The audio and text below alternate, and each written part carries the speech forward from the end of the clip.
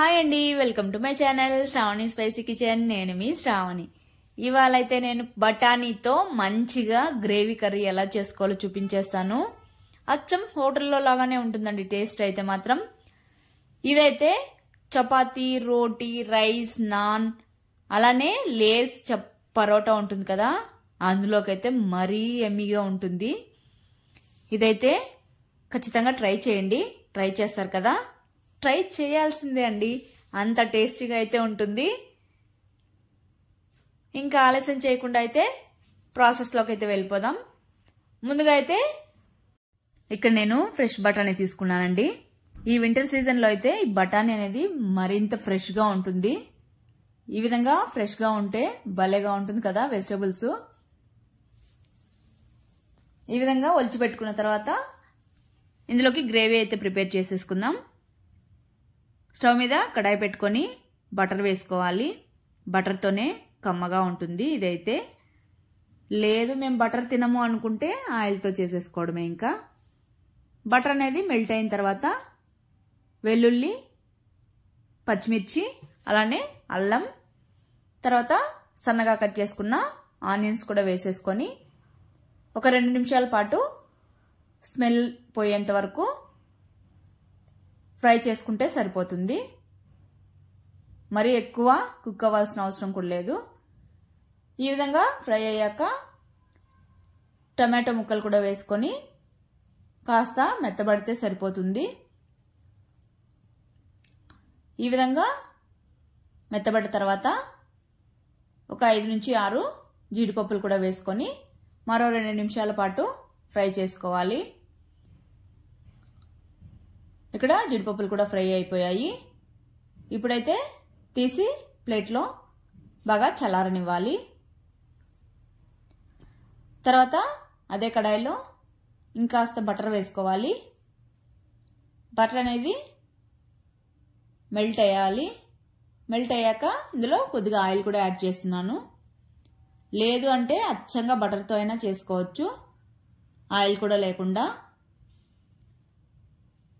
తర్వాత కొద్దిగా జీలకర్ర, అలానే మసాలా దినుసులు అయితే వేసుకోవాలి. ఇక్కడ చెక్క, లవంగం, ఇలాచీ వేసుకుంటున్నాను. వేసుకున్న తర్వాత అయితే వీటిని ఫ్రై చేసుకోవాలి. ఫ్రై అయ్యాక బాగా సన్నగా కట్ చేసుకున్న ఆనియన్స్ కూడా వేసుకొని ఆనియన్స్ అనేవి మంచిగా బ్రౌన్ కలర్ వచ్చేంత వరకు ఫ్రై చేసుకోవాలి. ఈ విధంగా కలర్ వచ్చిన తర్వాత కొద్దిగా పసుపు, అలానే మీ స్పైస్కి తగ్గట్టు కారం వేసుకోండి. ఆల్రెడీ మనం పచ్చిమిర్చి వేసాం కాబట్టి కాస్త చూసుకొని వేసుకోండి. తర్వాత కొద్దిగా ధనియాల పొడి, అలానే 1/2 స్పూన్ అయితే వేయించిన జీలకర్ర పొడి వేసుకొని మసాలాలన్నీ మాడిపోకుండా మంటను లో ఫ్లేమ్లో పెట్టుకొని ఈ విధంగా ఫ్రై చేసుకోవాలి. కావాలంటే మీరు ఒక 2 స్పూన్స్ వాటర్ అయినా యాడ్ చేసుకోవచ్చు.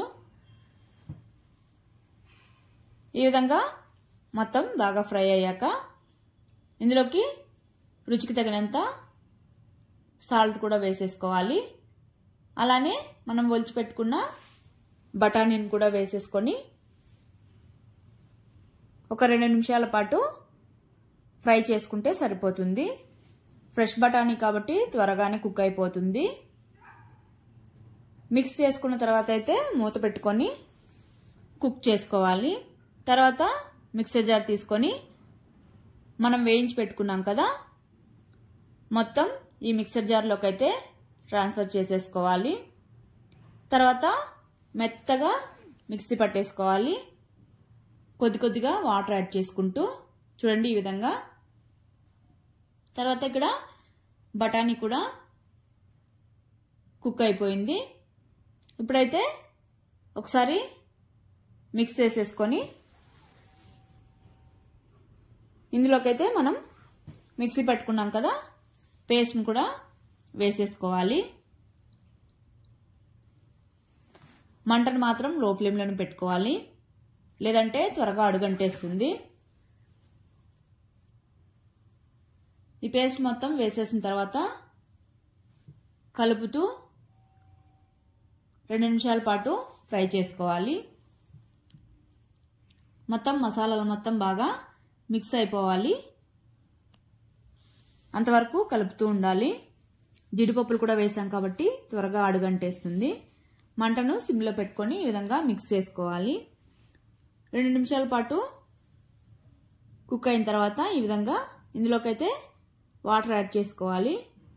కన్సిస్టెన్సీ మీకు ఎలా ఉండాలో చూసుకొని, థిక్గా ఉండాలంటే 1/2 గ్లాస్ వేసుకుంటే సరిపోతుంది. చల్లారాక కాస్త దగ్గర పడుతుంది కాబట్టి కాస్త ఎక్కువ వేసుకుంటే సరిపోతుంది. వాటర్ వేసిన తర్వాత ఒకసారి బాగా మిక్స్ చేసేసుకొని మూత పెట్టుకొని ఒక 2 నిమిషాలు కుక్ చేసుకుంటే సరిపోతుంది. ఆల్రెడీ మనం బఠానీ వేయించుకున్నాం కాబట్టి త్వరగా కుక్ అయిపోతాయి. ఇక్కడైతే బఠానీ గ్రేవీ కర్రీ అయితే రెడీ అయిపోయింది. చివరిగా ఇందులోకి కొద్దిగా కరివేపాకు కానీ కొత్తిమీర కానీ వేసేసుకోండి. ఏది వేసుకున్నా ఫ్రెష్గా బాగుంటుంది. వేసుకున్నాకైతే మాత్రం 1 నిమిషం పాటు మూత పెట్టుకుంటే ఆ ఫ్లేవర్ అనేది బాగుంటుంది. ఇంకా కావాలంటే కాస్త బటర్ వేసుకున్నా కూడా బాగుంటుంది. అంతే అండి, సర్వ్ చేసేసుకోవడమే. నచ్చినట్టయితే మాత్రం తప్పకుండా ట్రై చేయండి. బాయ్.